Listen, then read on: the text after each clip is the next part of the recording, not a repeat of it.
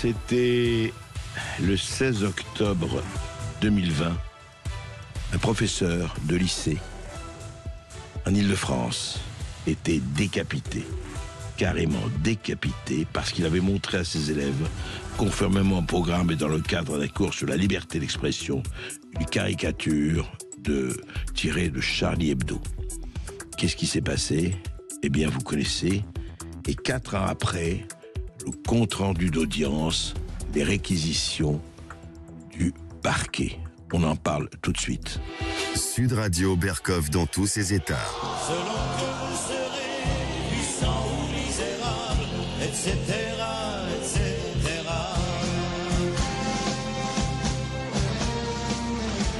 Selon que vous serez puissant ou misérable, et c'est même pas ça, selon que vous soyez dans le bon camp ou dans le mauvais camp.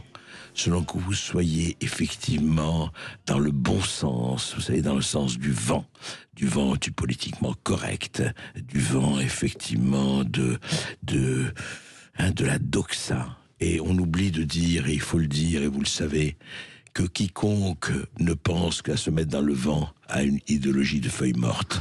Et c'est bien ça le problème aujourd'hui. Alors voilà, donc 4 ans après, effectivement, des années d'enquête, 7 semaines d'audience, des heures de débat, eh bien le réquisitoire dans le procès de l'assassinat de Samuel Paty, eh bien qu'est-ce qu'on a demandé? Qu'est-ce qui s'est passé? Eh bien on a demandé quoi? Eh bien, on a demandé que par exemple, les amis du terroriste, Nadim Boudaoud et Azim Epsirkanov, comme ils ont opté pour en tout cas le parquet pour l'association de malfaiteurs terroristes criminels, c'est 30 ans encourus, plutôt que la complicité d'assassinat terroriste, qui est qualifié de réclusion criminelle à perpétuité. Voilà, donc effectivement, on a atténué les choses. On a dit, voilà, donc, quelles ont été les réquisitions? Eh bien, 16 ans pour Azim Epsirkanov et 14 pour Naïm Boudaoud. Le tout a sorti d'une période de sûreté des 2/3. Les deux accusés, ce qui est l'évidence, aurait bien apporté une aide logistique à Anzorov, mais l'accusation a balayé l'idée qu'ils aient été complices de l'assassinat. Donc ils ont apporté une aide, mais ils ne sont pas complices. Voilà. Et puis, vous savez, il y a eu tous les gens qui, dans les réseaux sociaux, ont absolument tapé sur le fait que Samuel Paty était quelqu'un qu'il fallait absolument punir, qu'il était un islamophobe terrible, etc., etc., et qui ont désigné, il faut le dire, de facto, Samuel Paty à son assassin, ce qu'on a appelé la fatwa numérique, la fatwa dans les réseaux sociaux, dont 12 ans pour Abdelhakim Sefrioui, et 10 ans pour le père Brahim Chnina, avec, encore une fois, vous savez, c'est sa fille qui a dénoncé effectivement Samuel Paty et ce qu'il avait fait dans le cours, mais on rappelle que sa fille n'avait pas assisté à ce cours-là, hein, il faut le rappeler. Voilà, donc effectivement, il y a eu pour eux 4 ans de détention provisoire. Donc voilà, et puis il y a le reste, 18 mois avec sursis, comme contre Priscilla Mangel, en contact avec Mangel, avec contact avec le terroriste, etc.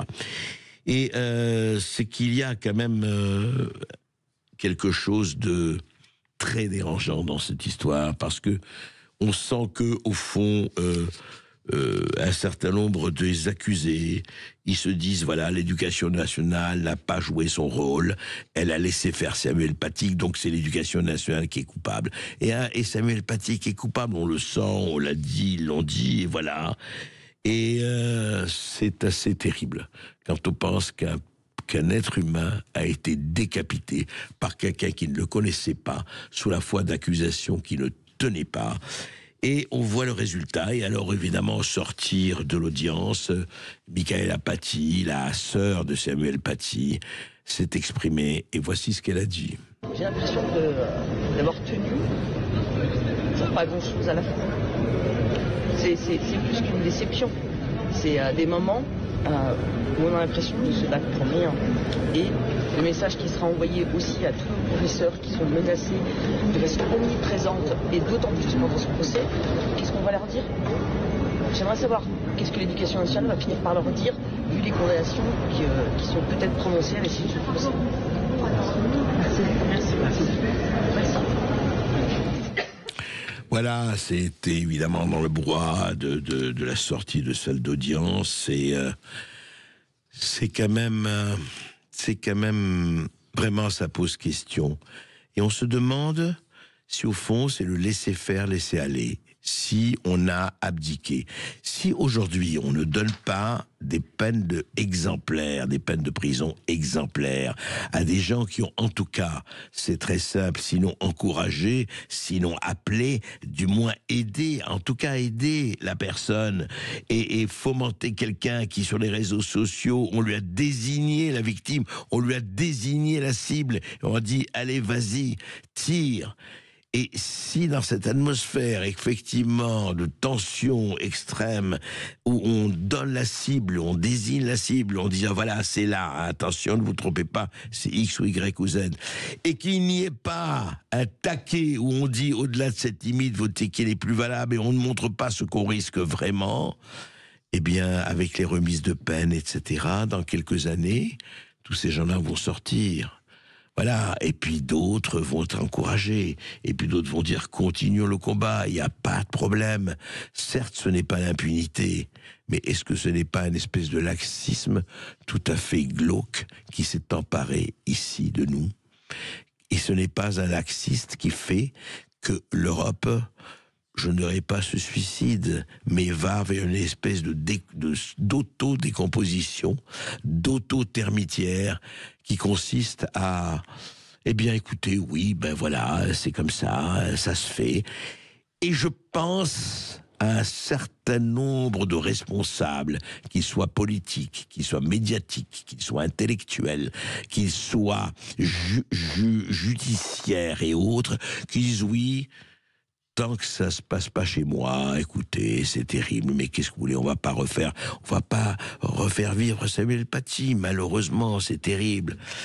Eh ben, je dois dire que c'est terrifiant, tous ces gens-là qui ont les mains sales et qui n'ont pas de mains, et il est temps d'avoir effectivement des mains. Sud Radio Berkov dans tous ses états. Un bravo, oui, écoutez, 12 France, cher pays de mon enfance, hein. On va faire un double bravo d'ailleurs. Bravo à Miss Martinique qui s'est démarquée des autres candidates de par son âge. Et je voudrais parler de ça, c'est pas une question qu'elle est Miss Martinique ou autre, etc., et tel critère de beauté, et tel autre, etc. Il y a quand même quelque chose qui marque, que ce soit par le wokisme dont on a parlé plus tôt, que ce soit par vraiment tout ce qu'on a énuméré dans cette émission et d'autres émissions. Le concours, les règles du concours étaient interdit aux plus de 24 ans. C'est-à-dire que le concours de Miss France était interdit aux plus de 24 ans. Eh bien, Miss Martinique, qui a été élue Miss France, a 34 ans. Mais pourquoi ? Pourquoi c'était un concours jeunesse ? Je ne dis pas qu'on est vieux à 34 ans, j'aurais mauvaise grâce à le dire. Mais pourquoi ? Pourquoi on change les règles? Et pourquoi, de ce point de vue-là, pourquoi? Eh bien, simplement, voilà, c'est très bien, c'est la particularité. Eh bien, je vais vous dire, à ce moment-là, faites une Miss France des 30 ans, faites une Miss France des 40 ans, faites ce que vous voulez, mais si vous êtes incapable de respecter les règles d'un concours qui s'est passé comme ça pendant des décennies, ça sert à quoi? C'est quand même triste. Et maintenant, un autre bravo. Un bravo des baleines. Sud Radio Berkov dans tous ses états. Eh bien, il a été libéré. Oui, il est sorti, il a été libéré. Et nous en avions parlé, rappelez-vous, avec Francis Lalanne, le chanteur Francis Lalanne, c'est Paul Watson. On vient d'apprendre que Paul Watson, qui est fondateur de l'ONG Sea Shepherd, a été libéré après 149 jours de détention au Groenland, au Danemark. Arrêté en juillet dernier à la demande du Japon, qui avait émis un mandat d'arrêt international pour des faits remontant à 2010, entrave à la chasse à la baleine dans l'océan austral, le militant écologiste de 75 ans risquait l'extradition. Et s'il partait au Japon, eh ben, il avait 30 ans, sinon réclusion à perpétuité. Pourquoi? Parce qu'il veut empêcher qu'on fasse disparaître les baleines, qu'on tire les baleines. Cependant, le Danemark, et bravo au Danemark, a refusé de le livrer au Japon. Une décision politique qui met fin à 5 mois de procédure. Watson, qui vit en France avec sa famille, va pouvoir entrer et poursuivre son combat pour la protection des océans, malgré les critiques du Japon. Et ça nous fait vraiment diablement plaisir. On essaiera de l'avoir bientôt, effectivement. Voilà. Eh ben, vive les baleines.